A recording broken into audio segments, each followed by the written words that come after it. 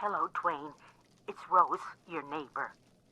I know it's late, and I know that I tend to be a little anxious about small things. I apologize for that, but I'm getting a bit worried. I haven't seen you out of the house in about 3 weeks. Is everything all right? Could you call me just to let me know everything's fine? All right. Bye-bye.